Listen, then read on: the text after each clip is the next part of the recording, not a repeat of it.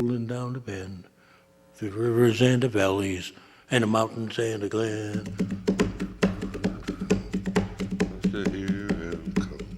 You getting that, Mike?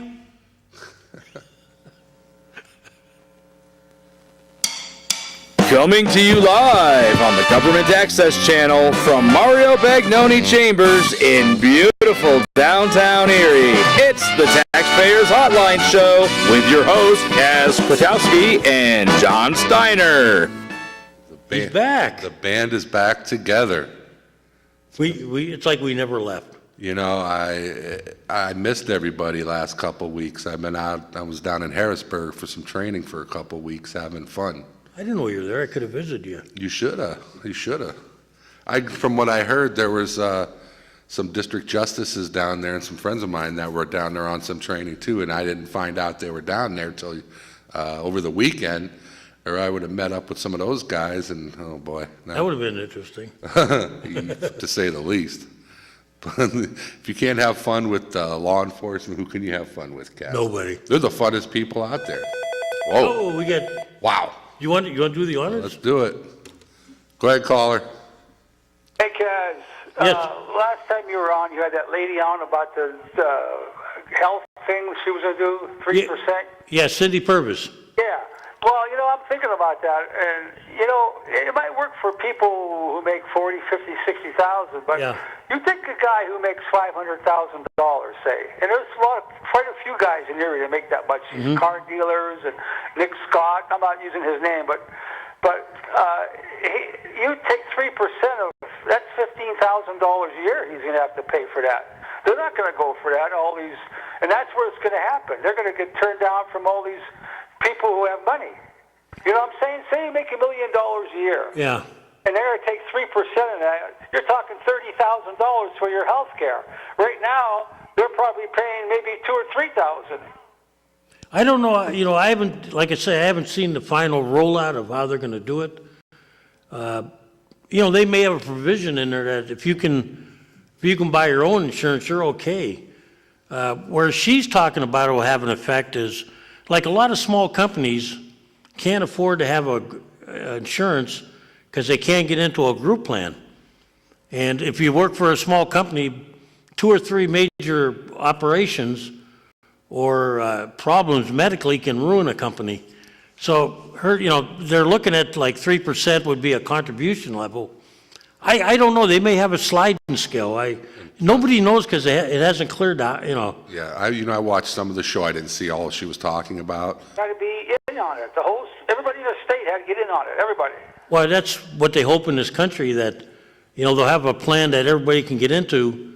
Yeah, somebody like Nick Scott, like an example that you would use, they have all these employees, and what is their overhead cost as far as medical insurance that they provide? Would they save money in the long run, even though he would have to spend more money personally, but in the long run as a business, would they save money?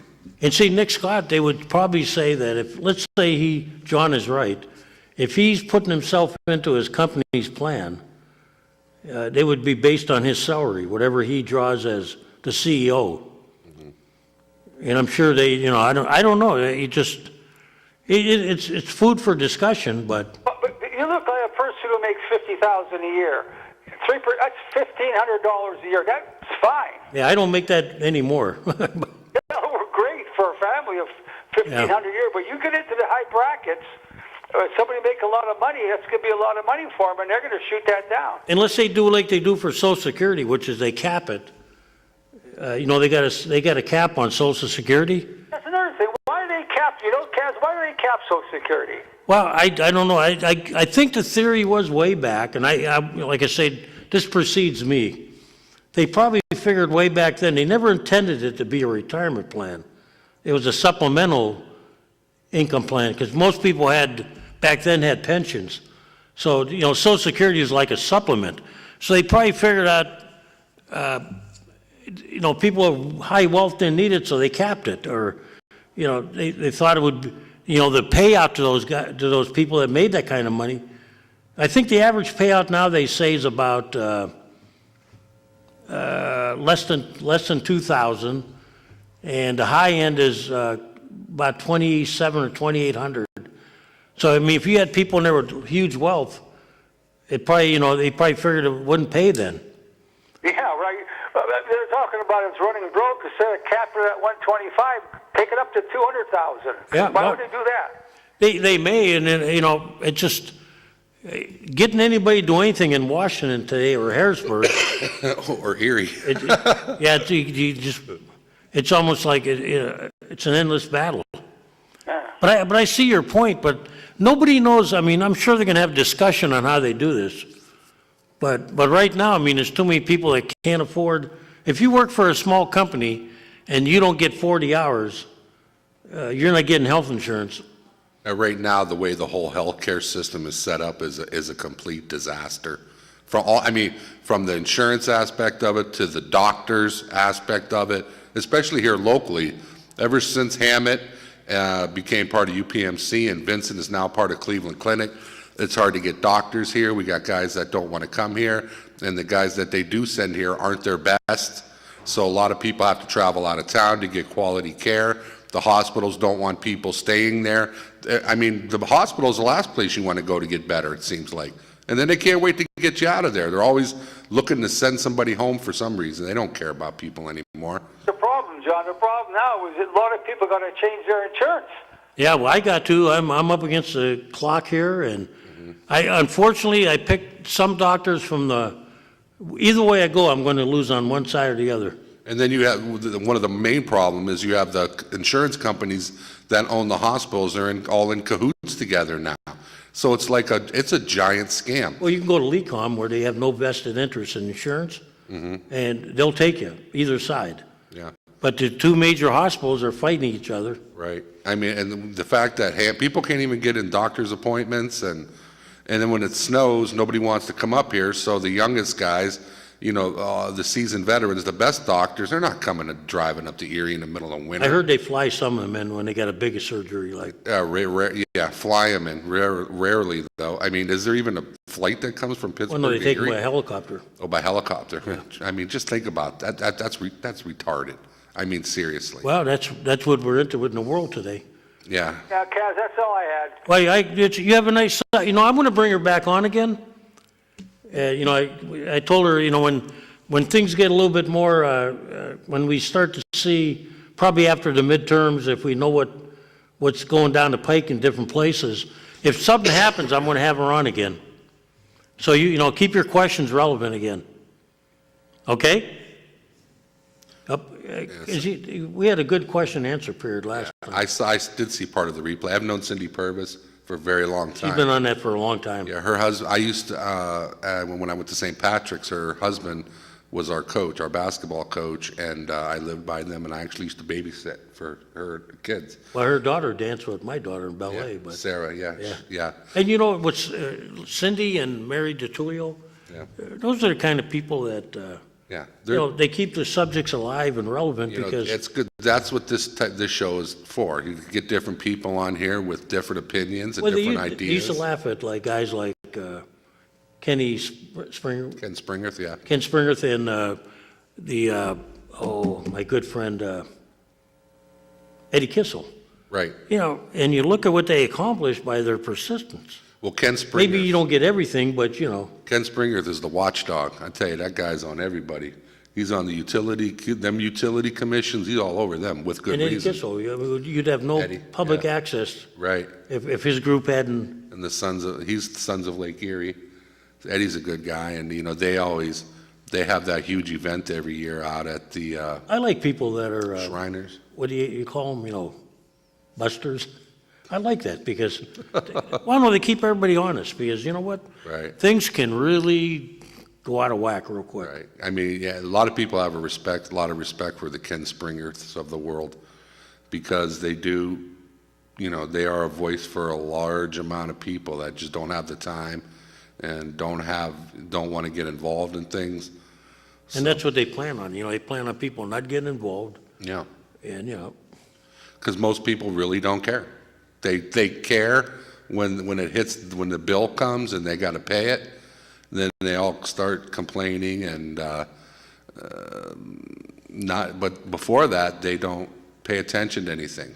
So, and then they go, people don't even, they vote for different reasons, and most don't even vote, but they're the first people to start whining and crying about everything when they have a chance to actually make a difference. Oh, in about 2 weeks, we're gonna have one of the most important elections in this country. Honestly, it is very important. I mean, and for people in this city that are watching this show, I don't care if you're Democrat or Republican, you better pay attention to who's doing what and start making some good choices, because Erie is on the threshold of some good things. We have a lot of good things going on, Kaz, you know.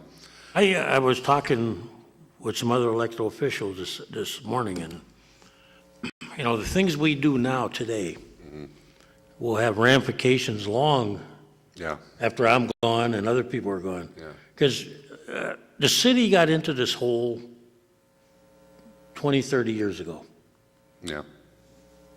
and we're not going to come out of it in 2 days Well, you've got, or even 2 years, you know. well, you finally have private businesses and, you know who putting And their you know money what? where their mouth is. And sometimes, you know, like we talked about before, we've said it before, government doesn't create jobs. We just create the atmosphere where jobs can thrive and be, And now what we got to do is, you know, like the other day, John Melody, I consider him a pretty good businessman, yeah, and he's been good to the area. Here's a guy that played soccer and stayed there, right, you know, and, you know, he donated some money the other day. Now, it's probably not as big as some of the companies that did it. No. But for him, it was a nice contribution. absolutely. And once again, it's going to the long-term health of, Yeah. you know, and it's not just downtown. Right, Okay, we have a group that's interested in downtown, yeah, but we also have the sisters that are yeah, working the east side neighborhood now compared to the west side Correct. also. So we got groups that are starting to get involved. Yeah. Each one taking a different section. What people just are focused on the downtown, but Right. there are programs that are aimed to helping the neighborhood and the residential Well, you got- areas of the You got city. the best out there, you got the Correct. sisters. You got the Lower West Side group. And you know, this You've got thing the is, Squires over there. You've got John Villa and the Snoops over there. You've got everything. I mean, there's a lot of different groups and organizations. and once the ball starts rolling, Yeah, people love to get on the bandwagon. yeah, And that's going to happen, you know, and the good things are happening, and they're going to happen slow at first. right. And we, you know, when I talked to the gentleman you talked to, that you're talking about, Yeah, you know, I brought it up to him, and he goes, our job is to make sure that the groundwork we lay, right, the foundation is still there right. as we add floors on. Yeah, And you know what that comment meant? That comment meant, okay, today we dig the hole, we put the foundation in, right. but the people that follow us have to keep it up. And if they do their job right, you know, 20, 30 years from now, we look back and we say, gee, the city's back up to 130,000 people, or maybe it isn't. But the neighborhoods are redeveloped and, Well, the first thing we have to start doing in order to turn it around, we need to have jobs. You know, my son, he left, you know, I would drive him around. He's moved to Nashville for college, and you know, I would drive him and his friends around, you know, when he was a senior, and all I would hear him talk about is how they have to leave Erie because there's no jobs here, and the opportunities, they're elsewhere. And I mean, and as the more I travel, the more I get around and got around, he's right. well, sure he is. I I mean, mean, Erie is, I don't know, it's hard to explain, but but it's not only Erie, it's the Rust Belt in general. If you look at Pennsylvania, generally on the east side, you got more jobs. Mm-hmm. But if you compare them to North Carolina, You know, that's where a lot of the kids are moving, you know, or they're moving to other spots. Those states are stealing workers. yeah. Well, I think Charlotte, the Raleigh area, Charlotte area, Nashville, Tennessee, anywhere south, they're all growing exponentially. Well, if you're a young kid, you want to be in snow? Probably not. No. You know, No, and it broke my heart that he actually left because, you know, when that, you know, he's my, you know, I have a daughter and a Yeah. son, and, then when he gone, there goes my grandkids and there Well, goes John, I got- family. You know how it is. Yeah, All my grandkids are out of town. yeah, All my kids are out of town. yeah. And and I'm just driving around and I don't say nothing, because they don't listen to me. Two of the three probably had a shot to get a job in Erie. But it wouldn't have been a good one, though. No. Not compared to, Yeah. It's just the times, the overall view and the atmosphere of the city has been so bad. And all you hear about are the negative things, the crime, the drugs, the infighting going on. but most of them are, It's all baby mama drama, and it's just, most of that goes back to when you talk about jobs. you have to, listen, you have to have jobs.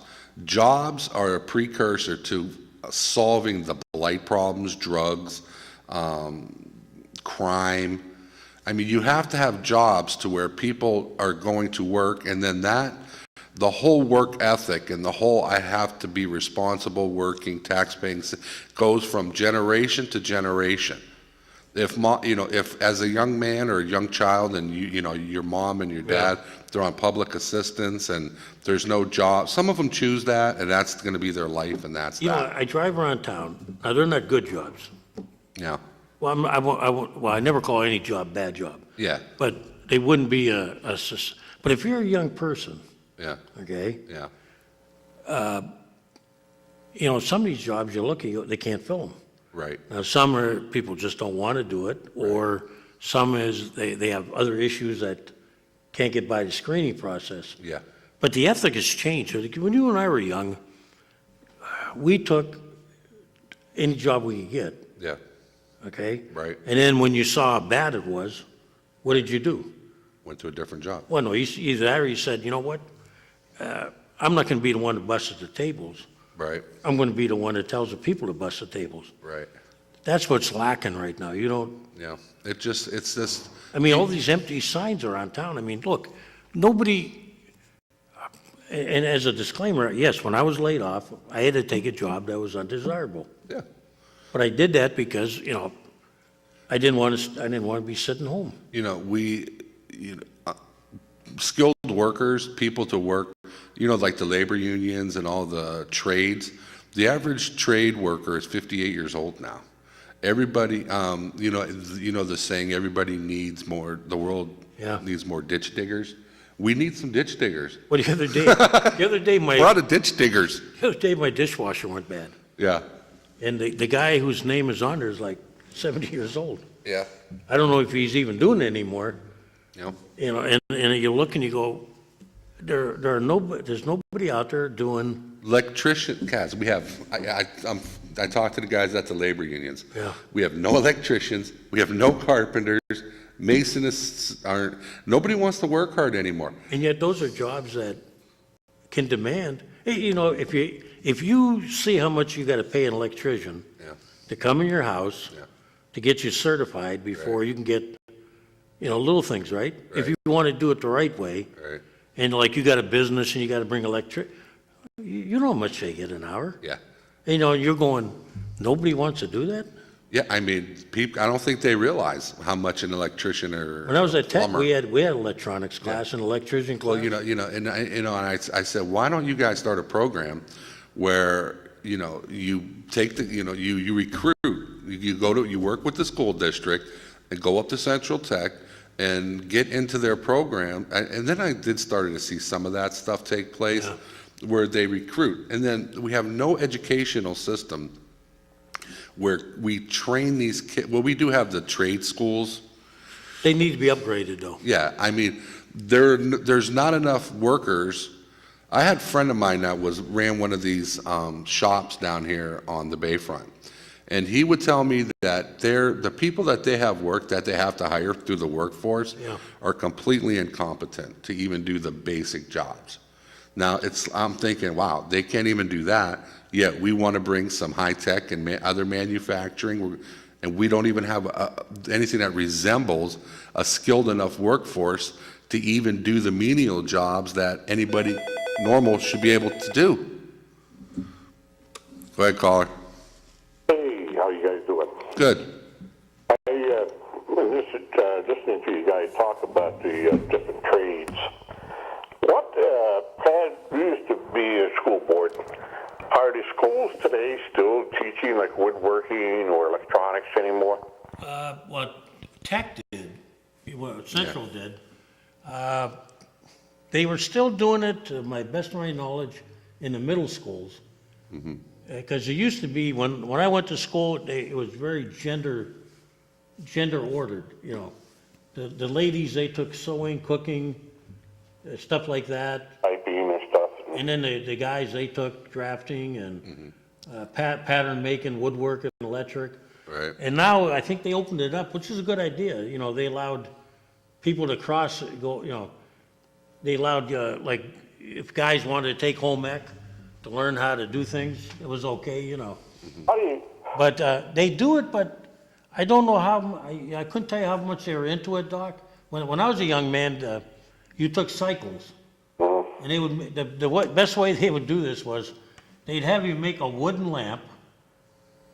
They'd make you draw a pattern so you learned how to use your layout skills. You learned how to cut wood, and then you had to use your electric skills. And, you know, they were simple and crude, but just something so simple as how you tie off a wire. Yeah, when I went to Tech, Doc, we had masonry, we had computer technology, we had carpentry, small business trades, Printing. Tool and die. Erie County Vote Tech, they're still in operation, right? I think they are, yeah. Yeah, I think so. I don't know. Would you think it could be encouraging to see if they would, if we could try to get a branch of them open down here somewhere in the city to, for, you know, like the kids go to attend that as well, maybe as a... I guess they told me when I was on the school board, they won't, because we have our own trade school, they won't let us use theirs. That's what I mean. I don't know what That was back then. I don't know if the rules are the same. trade school do we have? Well, Central still had, Central, they do this program up there. it's called STEM now, isn't it? Yeah, or something like that, where you can go up there and take the trade classes, and they had a variety of classes that you could sign up for, and they only had one person that signed up. Do you remember when they put the lights out there for Christmas? Right. They used to have the music at tight. Yeah, those kids, that was a joint project between the computer classes, the electronics classes, and all that stuff, right, John? Yeah. And like I say, I'm not involved anymore, but I don't know if they have I think they still have auto repair up there and stuff, don't they? I don't know. Actually- remember years ago they used to. I'm gonna have to call them and see. I was just with some school directors today. I could have asked them.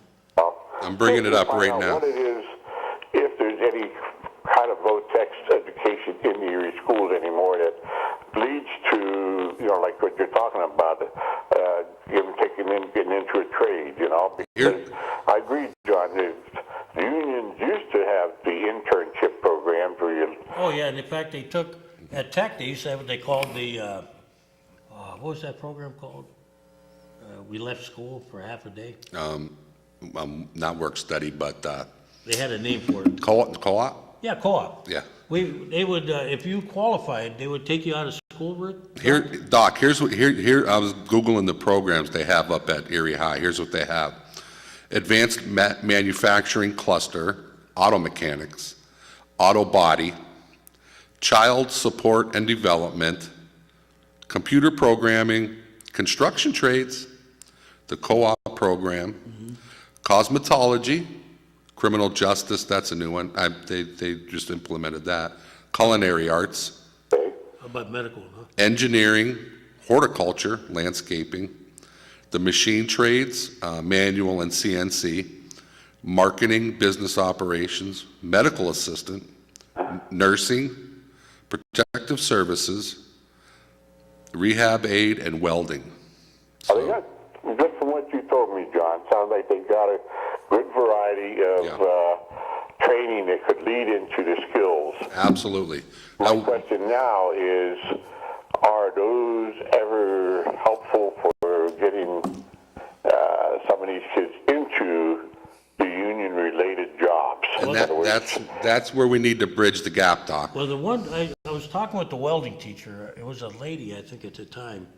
And I was touring Central, and she told me basically that any kid that wanted to, she could probably place them. As long as they passed her course. Because, you have to be proficient.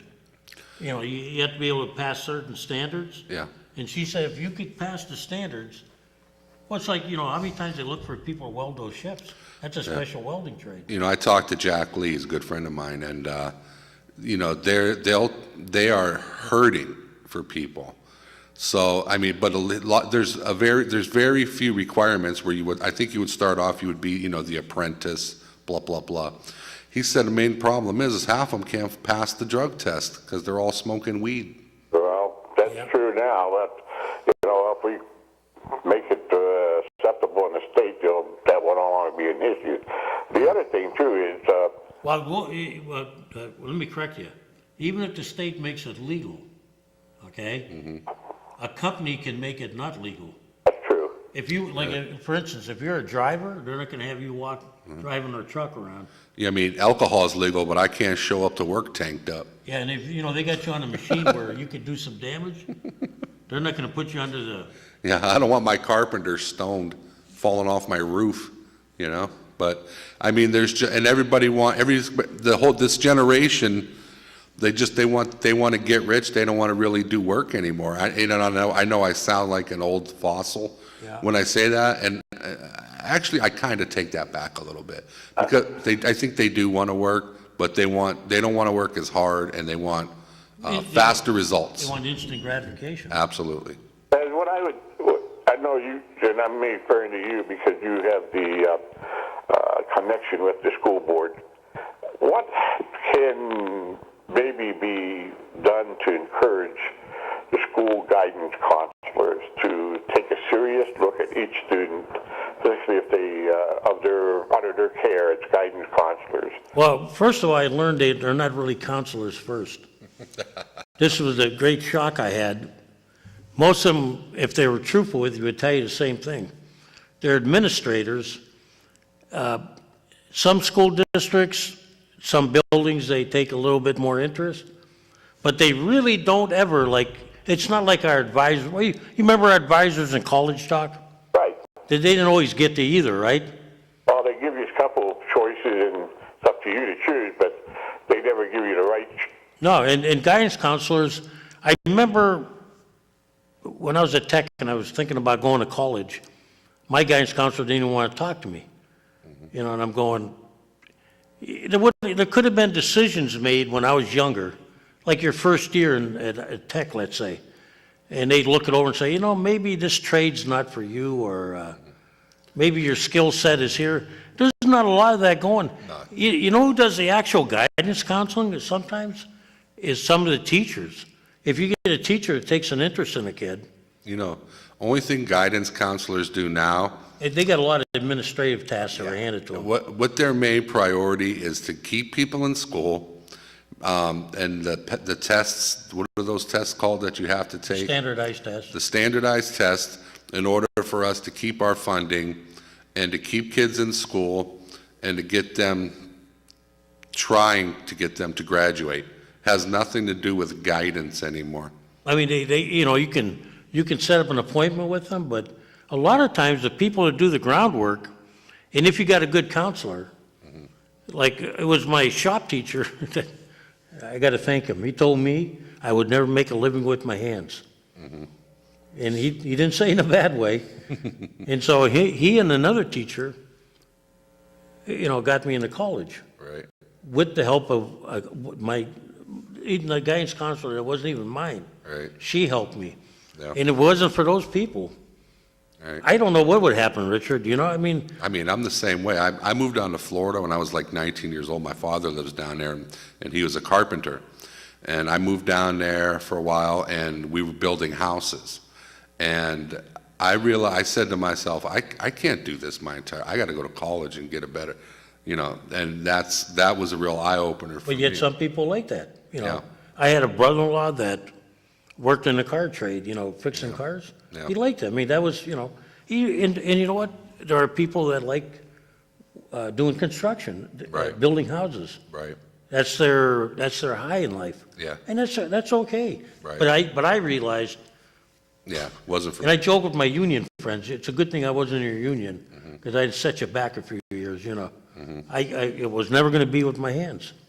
I, Well, what I was going to suggest there, Kaz, that maybe that's a flaw in our teaching system today, not having a good guidance counselors for maybe a, It is, and I think, you know, it's, but it's necessary. you need, It's a necessity that, if you don't have, if your parents aren't able to help you, and they may or may not be able to, but they don't know. yeah, so you need an independent, somebody, a teacher, or somebody to take interest in you to say, hey, you know what, you're good in these areas, maybe you ought to pursue them.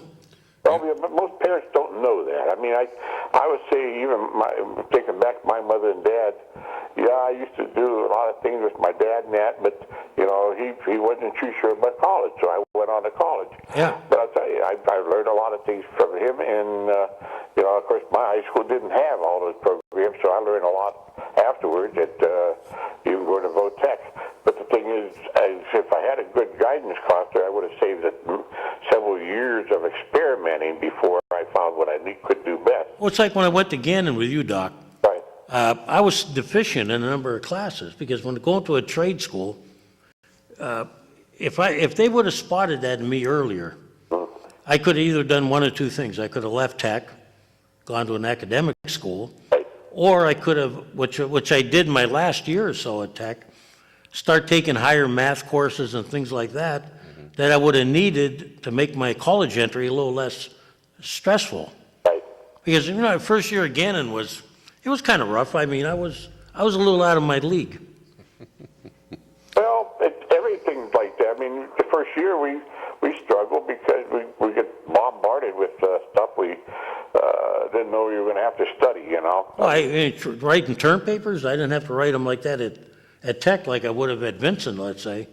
So, I mean, when I went to Gannon, I said, oh, man, you know, two punctuation errors and you're down a grade. I just wanted to say that, you know, I think we need to, the kids today, I'm sure coming out of school, like John says, some of them might be on drugs, but we got to find a way to get them off of that reliance on drugs. And if they know that, you know, if a guidance counselor is there, sit down with a person and says, you know, if you got the skills in this area from what your teachers are telling me, you might want to consider maybe finding a job in this related field, whether it's nursing or some kind of trades, you know, mechanical or constructive trades. And then, but you need to realize you're not going to go far as long as you are on these medical dependencies, if you want to call them, you know, because who knows, some of these drugs aren't always what they purposely start on. They're put on there for some kind of, you know, maybe injury or something. Yeah. I'll say this, Doc, before you leave. Two things got to happen. We used to have career days in schools. You know, that's where you got to get to them when they're young. And the people that they want to aspire to be like, that show up there. This would be like police officers, the military. Right. They're going to have to tell them, if you want to be in this entry field, these are the things you have to do and you have to stay away from. And then they need reinforcement. And there are people out there, the Bishop Brocks of the world and different people that keep hammering a message at them. You know, the priest's got to do this, the teacher's got to do this, the parents got to do it, they got to stay on them. And once they get to that point, then I like John's idea afterwards. That's where a well-organized community college, just not another college for more college kids to go to, but more of a trade college, where we find out what kind of industries want to come here, and we start training the kids to fill those gaps. I mean, we have, Like we got welders for water. See, you know, they make a lot of money. but they need to be trained special. Yeah, the city itself, the diversity in our culture, the cultural diversity that's taking place now, a lot of these people need just basic language skills, let alone job skills. So, I mean, our workforce is changing dramatically, and it's going to take a combined effort amongst a lot of entities to right the ship, but we got to start somewhere. Well, and I'll say it's getting on the scary side, and you understand this too, Kaz, that a lot of the immigrants that are coming in sometimes seem to be better educated than our kids today here. Yeah. And it's I hate to say it, but some of them are basically starting up businesses that our kids are going to be the lower poor class working for them. And that's a thought process. I mean, they're clearly, those kids are, whenever I watch the spelling bee on ESPN, and you notice if you're going to pay attention to the racial aspect of it, they're mostly, They value education more than we do. absolutely. Thanks for calling, Doc. Thanks, Doc. Oh, hey, I appreciate you guys in the radio program. I missed talking to you. Oh, by the way, that program about the healthcare plan that you showed for a couple of weeks there, that was interesting. Yeah, we're going to have her back on when she gets more information. Cindy's very knowledgeable. That sounded like, but I'd like to know, what is it going to take to implement something like that? Because, like you said, it's going to be either all or in it or none.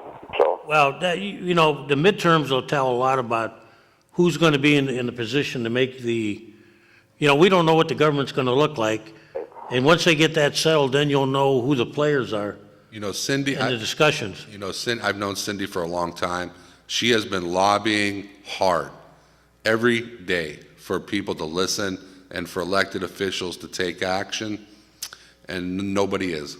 So, and that's the unfortunate part for her, because, I've talked to her a lot about it, and a lot of things do make sense, but for some reason, probably money, a lot of these high-ranking officials, even though some I've seen articles where some top elected officials are making waves about the single payer.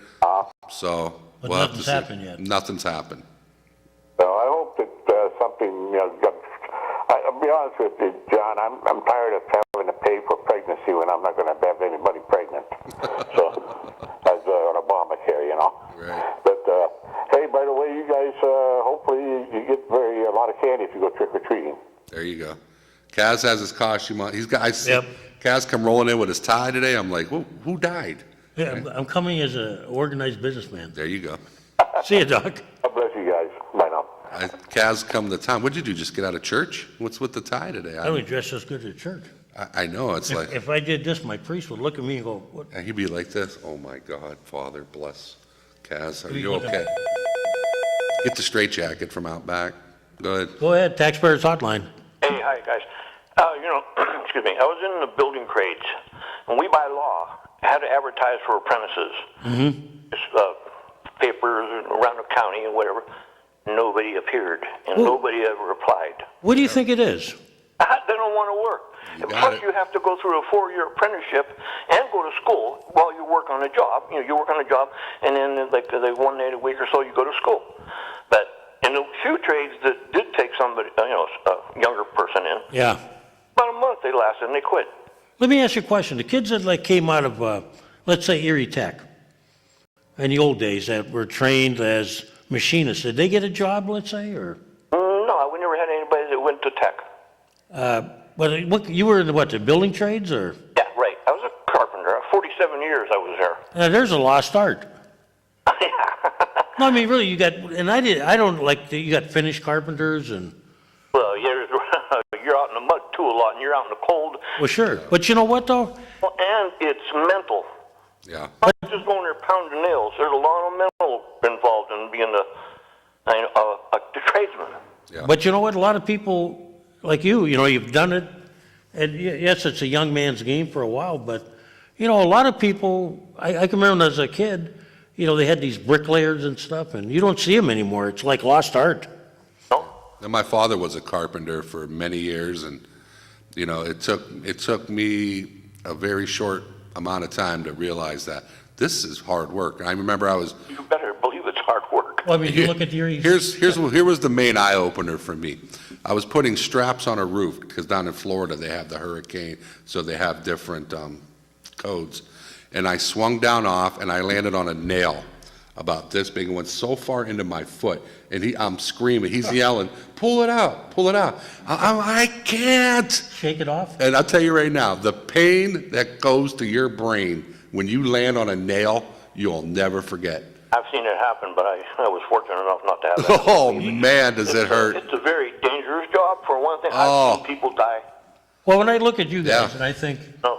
you know, I think about these guys around the cold, you know. Yeah. Because, you know, when people talk to me and they go, oh, tradespeople, they charge so much, the union guys, right? And I go, do you realize you're out in the cold? Yeah, I worked at the coldest day ever, I think we ever had around this area. Outside is 18 below. Yeah. Believe it or not, the next day I was working on top of boilers in a place. It was 125 degrees. You work from one extreme to the other. Oh, yeah, and then, you know, the job is a job. You got to get it done. I mean, I look out this window right now, and I can literally see the Erie Insurance people working on their buildings over there. Oh, yeah, I've been on it. In the cold and in the rain. I walked on steel with ice on it to get measurements. It's not an easy job. No, you know what? And I've always said this. It's not for. That's why I joke when I said I can never make a living with my hands. I don't have it, you know. I tried, and I realized I got to go to school. I got to go to college. Something you could look at, and it's going to be long there when you're gone, you know. But you know, not like. It gives you pride. It's that you built something that, you know. I would think I couldn't even imagine the guy that looks up at the Empire State Building, Oh, yeah. or the guy that did the Willis Tower in Chicago. Yeah. He looks up at that, and you know, or even the guys that are doing this 8-story project, and there's a little part of you in there, you know. Right. Yeah, I got a picture of the Empire State Building. It was 1939, and all the iron workers are sitting on a beam, I don't know, as high as you can get, and eating their lunch. And those Yeah, guys they didn't are have any nuts. straps either, did they? They're nuts. Well, anyways, another thing I wanted to ask about is down and around the Lower East Side, 4th Street, Parade Street, 2nd, 3rd, around that area. Yeah. What are all these fences doing, putting up in front of these places where they tore these houses down? Well, if they're talking about the one at 6th and Parade, I think that's Erie Insurance's property. It is. Which one on 6th and Parade? Well, who's the rest of it belong? Just all them homes that they tore down. Hey, some of those homes are still good. They could have redeveloped them or repaired them. Yeah. Put them down, and they put a fence across the front of it. Now, who did that? Where about are you talking? Oh, you go down around the Lower East Side, 2nd Street, 3rd Street, 4th Street, Parade. If it's the houses that are, All them homes they tore down. Basically, there's a fence going across. It looks like a barn. You know, they put a corral, a fence. right, if you go from the Armory west, going back towards Erie Insurance Building, Yep. all that in there was Erie Insurance did that. Yeah, they fixed those houses. They picked and choose which houses they thought they could redevelop. It's right on the corner of 3rd and Parade. This has a fence around it. They're up on 5th Street. Ooh, that's a good one. I'd have to check and see. It's not a fence to keep anybody out. It's just like posts with boards across it. It looks like a corral. It fits in good with the theme down there with them hitching posts they got, though. I think a lot of the people that buy land and develop it, we get a lot of people that come here to council meetings. They're buying property off the sheriff's sale, off the, the repository list. And what they do is, a lot of them don't want people parking cars on there. So what they do, they put decorative fencing. It's not decorative fencing. It's just two posts with boards across, like 2 or 3 boards. It looks like a corral. I'll take a ride down there and see. I know that if I'm pretty sure if you're talking about the property that's east There's of the one- Armory, that's Erie Insurance, I think, bought that corner lot. They do. They own that park. They planted trees in Go there. around down there. You take a ride down there. Every block there's those fences, and it's not a fence to keep somebody out. Well, you know who probably bought, I guarantee I know who bought those houses. Best. I guarantee it. Exactly. But how'd they buy it? They got government grants and They get funding through Through the- the state, and then they get funding through. they get pass-through money from us, that's through grants. And and- Erie Insurance, where, Plan on doing all them properties they tore down. What do they plan on doing with that? And they put a fence around it. well, what they're probably gonna, well, that's just to keep people out of there, but And Fence will not keep you out. You can walk right through that fence. It's I haven't seen, I'm, opening. There's I can understand if the property is blighted, because in a lot of cases, what they want to do is clean up the blighted property until they figure out, if somebody comes along, like, if you noticed, they mow it.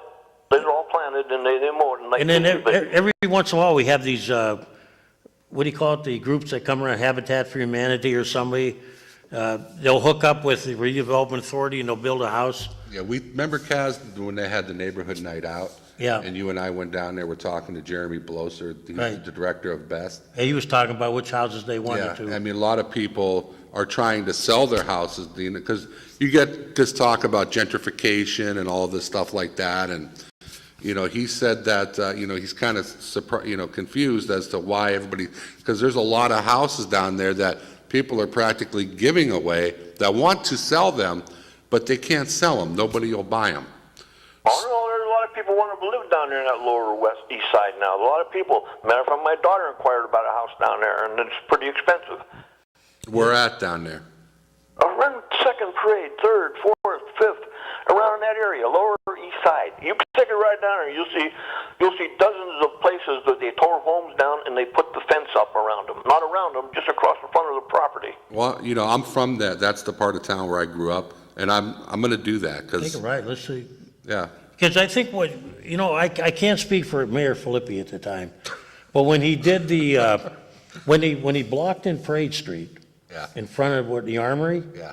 there was a plan, I believe, that they thought, along with Erie Insurance, and some of it's coming true now. You got Erie Insurance building in that lower east side, Fifth.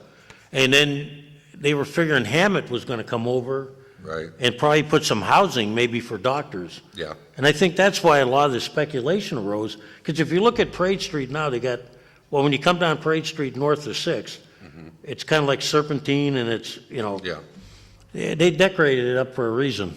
I mean, in any successful community throughout the United States, To put those fences up. Don't you have to have a permit to put a fence up?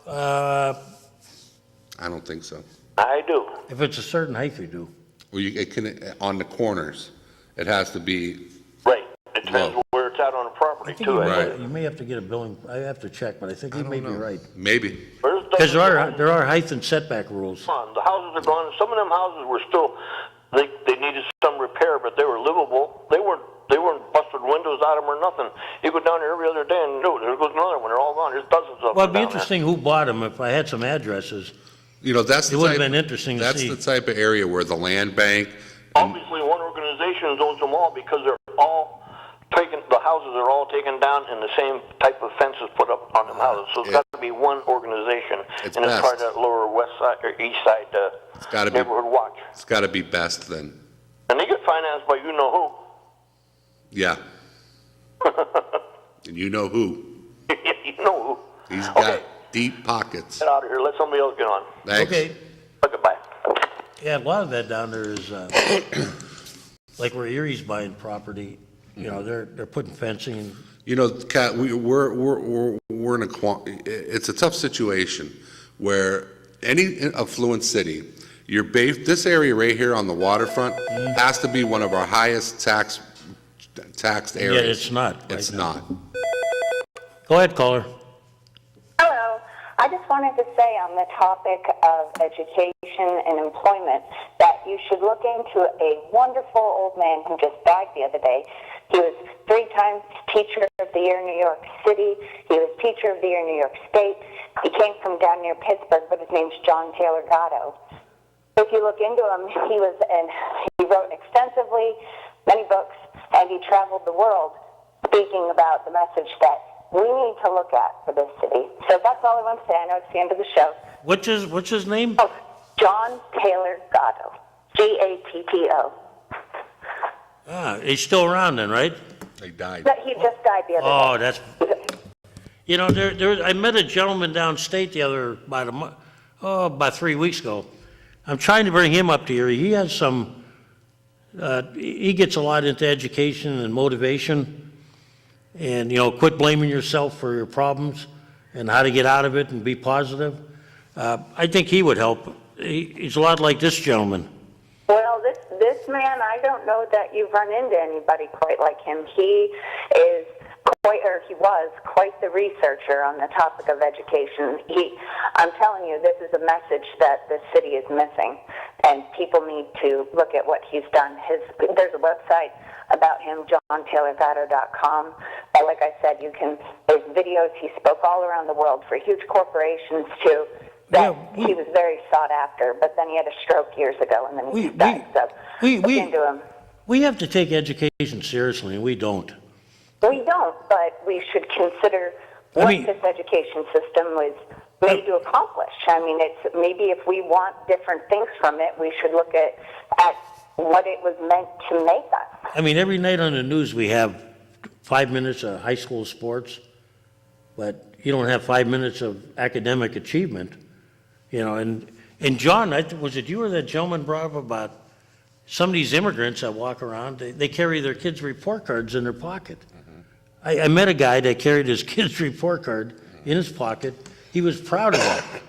Yeah. And we don't seem to have it sometimes. I mean, just watch the spelling bees. You see, where they take education more serious. It's not rocket science, you can tell. But I like your idea, ma'am. Thanks for... Please do look into him. Everybody listening right now, John Taylor Gatto. All right, thanks for calling. Thank you. You brought up an interesting topic. What's that? You mentioned the name of our former mayor. Yeah. What in God's name is he thinking? Well, we can't talk about that, so. I know we're not going to talk about it, but I'm going to leave it at that. I mean, what is going on with people today? Anyways. Well, speaking of that, I really had a tough time yesterday fathoming what happened in Pittsburgh. I knew that was going to come up today. Well, I got a Jewish son-in-law. Oh, okay. I thought you were talking about this Brown Steelers. No, that's bad enough. Oh, yeah. But, that's not important in life. No, it's not. Even if I would have won yesterday, Yeah. I didn't win, but it wouldn't have been important. Yeah. But what happened down there, I got a Jewish son-in-law, and I'm thinking, what really happened? What happened when... This day and age, Kaz, I think you can disagree with me, but anybody can call and disagree. Ever since this new president, I think a lot of people wanted somebody outside of government that, during the debates, he was very, against the lobbyists.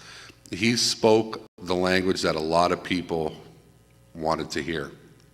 But going into a synagogue or and then as he's gotten in there, he's made some statements, and some of his actions lead to a division amongst people in general. It's promoted under Obama, whether you like him or not, acceptance and bringing people together was prevalent. You could tell, because we had just got done with the war, and we were trying to bring people back together. And I mean, people, you can't blame the Democrats that actually voted for Trump at the time, because what he was talking about, a lot of people were just sick of government in general. But maybe it's just me, but the division that he has unintentionally even promoted, it's killing us. Go ahead, caller. I was listening to John there.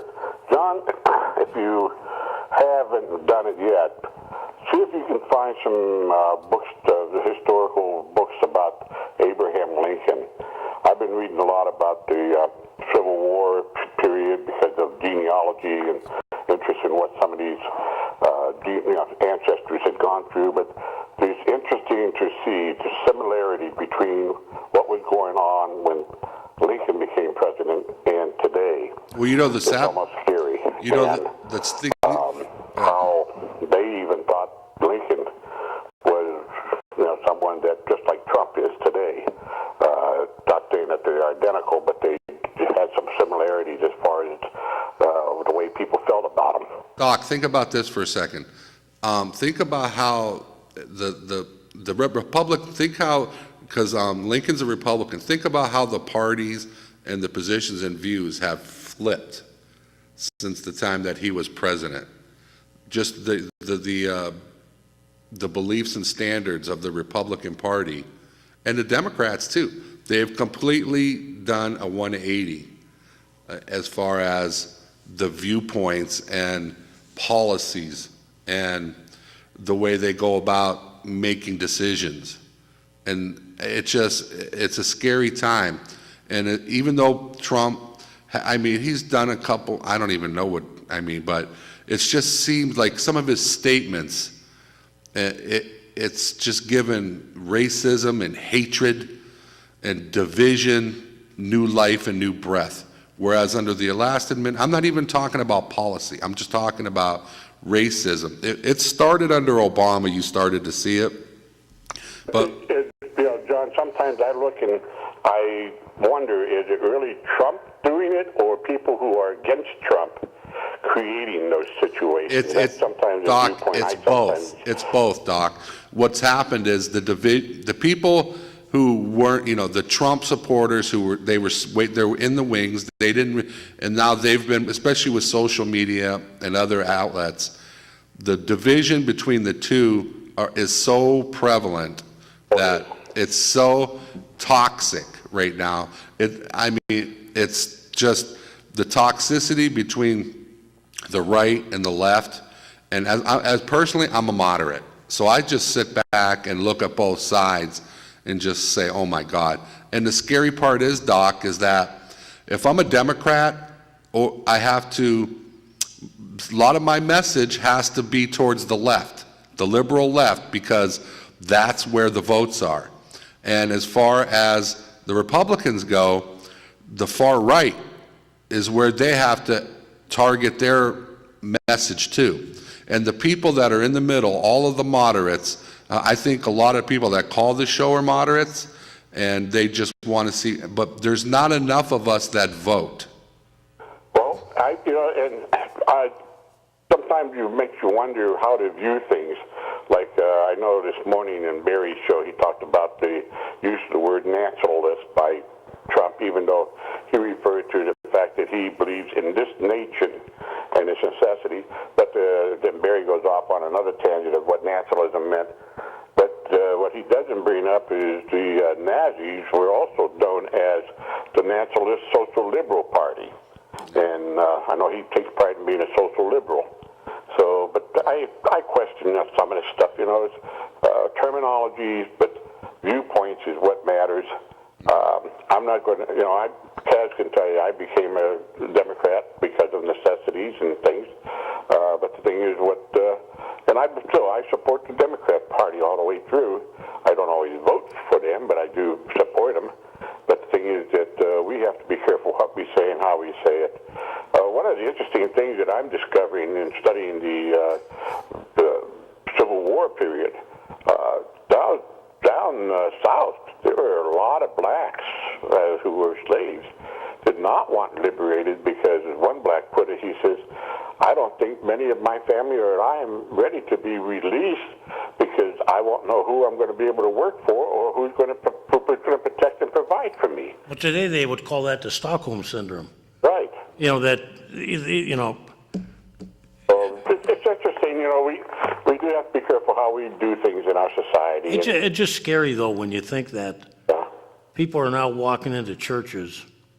Doing that, shooting. In the South, in Pittsburgh now. We have schools. What are the most unsafest places to be? Schools, churches, movie theaters. I mean, but here's the thing, it's not the blacks that are, shooting those places up. It's whites. That's true. And I don't like that idea neither, and I had a priest,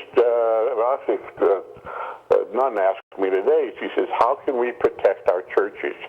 What are you going to put up, metal detectors when you go in? Is that where we want to go, though? As a country, I think, do we really want that? I predicted, I remember about 4 years ago, I predicted that schools will have metal detectors at the doors. Well, we got them now, pretty much. I mean, not mandatory, but not city. Some school districts do. Yeah, I mean, it's going to, they'll wand you. You might get wanded. Yeah. But it's eventually going to get to the point where schools are going to have metal detectors, like you would walk into the courthouse or, a state facility where you have to be, As you know what I do now for a profession, but even there, and I, among many others in that same profession, we also get threatened to be killed by people who weren't happy with what happened during the holidays, you know. So it's no matter of it's all over. It's going on all over, and unfortunately, you can't. Other than putting yourself in some kind of a protective bubble, you can't avoid it. You got to confront it and be ready to deal with it. Since Trump has taken over, acceptance, tolerance, communication has taken a turn for the worse. Right. Oh, it has. I sometimes feel like we're heading back into those Yeah. dark days of yesterday. We have literally took as a nation as far as that goes, if you want to look at that aspect of it.